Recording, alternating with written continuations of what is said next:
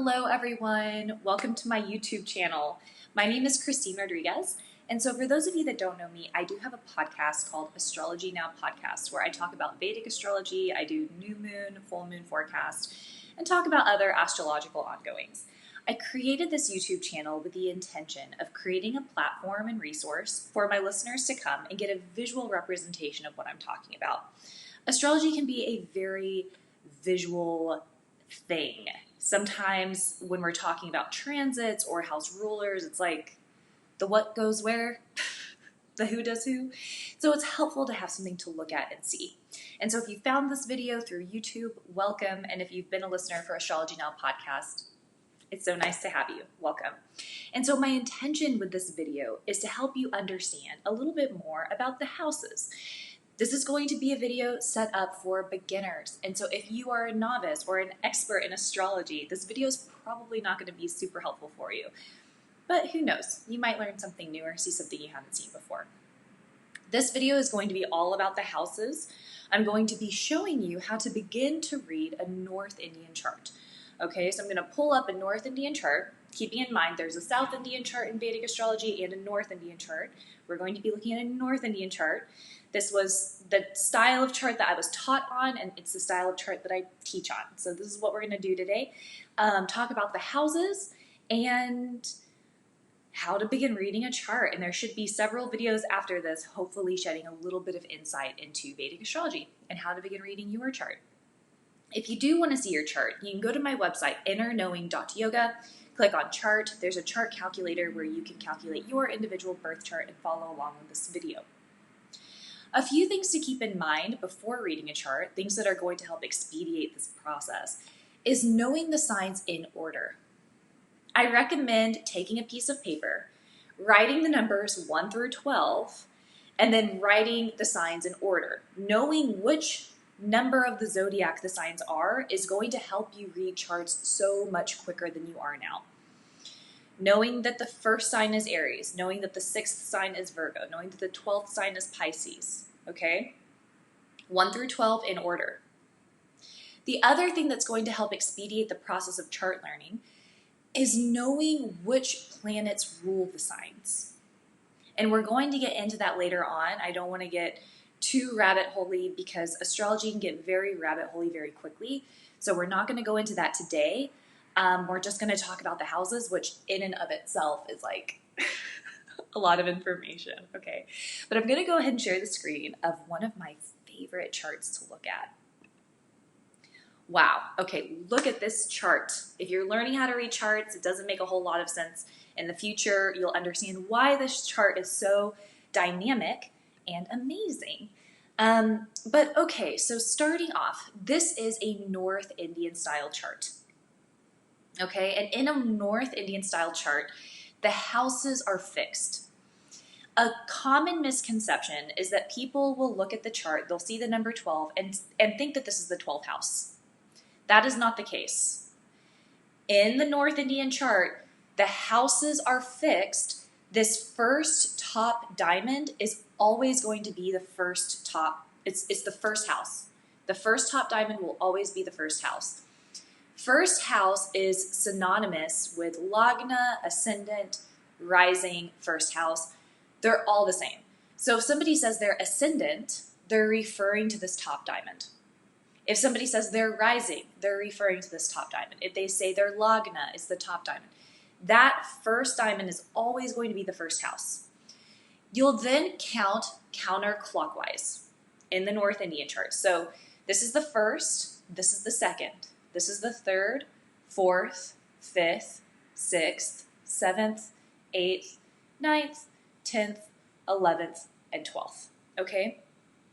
Those houses are always going to be those houses. Now, the number in the diamond relates to the number of the zodiac, which I was just discussing. So if you know in a snap that the 12th sign is Pisces, you know that she's a Pisces rising. The rising sign is so important because it will flavor all of the other houses. Because the houses are fixed and because the signs will then be fixed, she is forever going to have Pisces playing a role on her identity, sense of self, the way she looks, everything that relates to the first house. Same with all of the other houses. So her second house is always going to be influenced by Aries.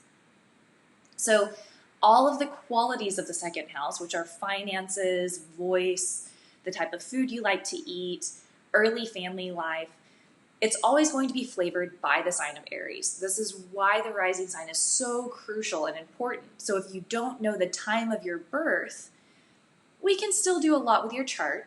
You know, I mean, there are several ways to work around that, but knowing the lagna and knowing the ascendant is pretty critical in making really accurate predictions down the line when you're making predictions. So, Aries is the first sign of the zodiac. We know that Aries is in her second house. Taurus is the second sign of the zodiac. We know that Taurus flavors her third house. Gemini is the third sign of the zodiac. We know that Gemini flavors her fourth house. Cancer, fourth sign, flavors her fifth.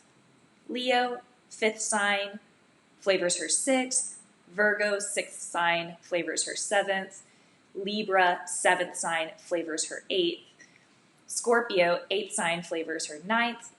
Sag flavors her 10th. Capricorn flavors her 11th. And Aquarius flavors her 12th. So this is how you begin reading a Vedic chart. Now, if you do go to my website and calculate your own chart, it is a little bit different, which if you're newer might be a little bit more confusing, but it actually does have the sign that governs the house. But traditionally, if you see a chart, it's going to look just like this, and that's how you're going to begin reading. Now, the houses are categorized in different ways. And so we'll discuss a few of them today because there are so many different ways of putting the houses kind of in classifications. These 4 houses are Kendra houses. And so if you have planets in the 1st, 4th, 7th, or 10th house, these planets are going to bring very prominent personality qualities and very prominent life events. Now, most of the time, planets in the Kendra houses do well, but it is possible to have planets that are not so good that bring negative personality qualities or negative life events. It is possible, though traditionally the Kendra houses are seen as auspicious houses. The other houses I want to discuss are the Dharma houses. And so Dharma is what Dharma means is that it's your sense of duty in alignment with virtues and your ethics. So if you've ever read the Bhagavad Gita, it's all about having your Dharma in life, your mission, your duty to fulfill in alignment with your beliefs and your ethics. So they're very spiritualizing houses. They bring an intelligence, a philosophy, this grand sense of purpose. Like if you're born and you're like, I know that I'm going to do something great in this life, you probably have some planets in your Dharma houses. And so the Dharma houses are the 1st house, the 5th house, and the 9th house. These are very auspicious houses. If you have planets in these houses, it's going to bring that sense of self. It can bring a sense of strong ethics, an intelligence, a love of philosophy, always wanting to grow and expand. Now, they also do typically bring fortune in one way or another. I don't necessarily mean fortune like cash money, though it can. But I mean like fortune in intelligence, fortune in spirituality. There's going to be a richness. You're going to feel rich in some way. And so as you see with this woman, whose chart we're looking at, this amazing woman, she has a planet in each Dharma house, okay? And she is a spiritual leader. She is a spiritual leader. Just because you have planets in those houses doesn't mean you're going to be a spiritual leader. But, you may be more inclined to the higher ideas of life, which are religion and philosophy, etc. Okay. We can talk about the Artha houses. And so the Artha houses relate to finances, how we make our money. And so those are going to be the 2nd house, the 6th house, and the 10th house. So the 2nd house is an Artha house, the 6th house is an Artha house, and the 10th house is an Artha house. The way I like to remember those is that the 2nd sign of the zodiac is Taurus, the 6th sign of the zodiac is Virgo, and the 10th sign of the zodiac is Capricorn. They are all about finding a sense of security, and security generally does come from wealth and money. The 2nd house has to do with our finances in general, our paycheck to paycheck type of money. Our 6th house has to do actually with some debt that we may acquire. It's paying off debt. It can also represent money through service. The 10th house represents money through the career. And then there are a few other houses that can also relate to money, which we'll get into a little bit later. But the Artha houses, which are the wealth houses, are 6, 2, and 10. And so if you have planets there, it's going to say something about you financially. Okay? Let's talk about the Upachaya houses. The Upachaya houses, when planets come into the Upachaya houses, they typically do better with time. The 6th house is often seen as a negative house, which we'll get into a little bit later. But typically when planets come into the 6th house, especially if they're malefics, they tend to actually give better results as time goes on. The Upachaya houses are the 3rd house, the 6th house, and the 11th house, and also the 10th house. The 10th house can be considered an Upachaya house as well. So 3, 6, 11, and 10. When planets come into these houses, they typically do better as time goes on. And then we have the Dastana houses. The Dastana houses are traditionally seen as very malefic or negative houses. When people have planets in the Dastana houses, they typically flip out a little bit. They think that bad things are going to happen to them. Now, Dastana houses they can bring negative results, but they can also be very transformational and spiritualizing. The Dastana houses are 6, 8, and 12.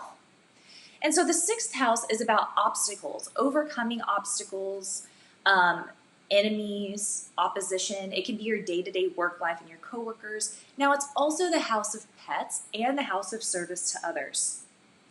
When malefics come into this house, they can typically give you the ability to overcome obstacles. Now, it can also bring diseases. The 6th house is the house of diseases, but then it can give you the ability to overcome diseases, keeping in mind the 6th house doubles as an Upachaya house, meaning it typically does get easier as time goes on. Now, the 8th house is the house of death. It's also longevity. You'll see there's like a dichotomy with the Dastana houses a lot of the time. Longevity, transformation, sex. It's the 8th house, so it takes the 8th sign of the zodiac's energy, which is Scorpio. So death, transformation, rebirth, yoga, occult knowledge, hidden mysteries of life. Traditionally, this was seen as a more negative thing. If you lived hundreds of years ago and you're interested in occult science, death and transformation, it may have been more of a negative thing, but nowadays it can make people interested in psychology, exploring the realms of their own ego. It does bring challenge. It does bring challenges in life. It can bring deep metamorphosis and transformation, which generally is not a comfortable process. Okay, but then it can also give you that insight into astrology. Again, Kundalini, yoga. It can also be politics. And just like, because in politics, there's a lot of hidden stuff going on. So politics could be seen here as well. The 12th house is the house of loss, separation. It's also moksha and liberation. It's one of the most spiritual houses. Moksha, liberation, separation, isolation. It can also represent far distant travel, foreign lands, spending time in an ashram. But then, of course, it can also mean spending time in a prison or a hospital. Just depends on the individual's chart. The moksha houses. This is what's interesting. So we just talked about the Dastana houses. The moksha houses are 4, 8, and 12. Over half of those are also Dastana houses. Spirituality does not usually come easily. Usually it comes with some challenges and some ups and downs. The fourth house represents it can be virtues or spirituality. It can also represent the end of life at times. The eighth house we just discussed. It can bring like that transformation, interest in deep spiritual realms, the hidden mysteries of life, which are ethereal. Ethereal ideas are hidden mysteries of life. And then, of course, the 12th house, which is far distant travel, separation, traveling, and, of course, like moksha and liberation. I should also mention that the 9th house, the Dharma house, it's also distant travel, pilgrimage, traveling for spiritual pursuits. So those are really deep houses. Okay, 4, 8, and 12 are pretty deep in terms of the moksha. Those are the moksha houses. And moksha means, if you're unfamiliar with that word, it's liberation. It's liberation from the confines of the human ego, essentially.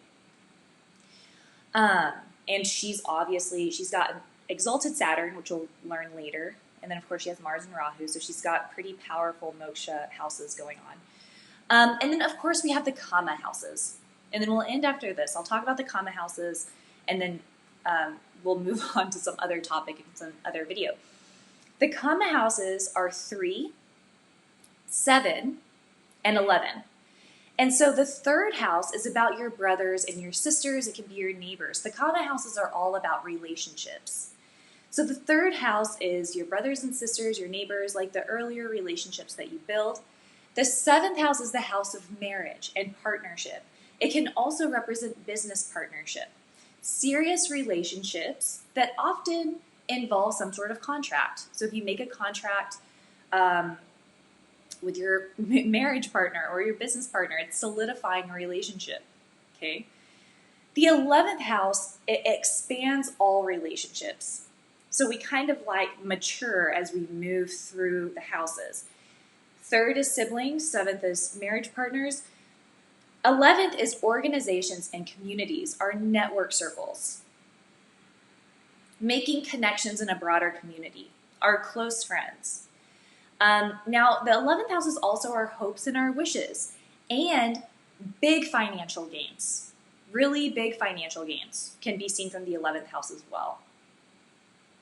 And so with her chart, and I shared all of this just to show how much you can learn about somebody just by knowing what the different houses represent and what they mean. Assuming you don't know much about astrology, and maybe you're looking at this and you're still the wheels are still turning, we see that she has energy in her first house, which is a Kendra house and a Dharma house.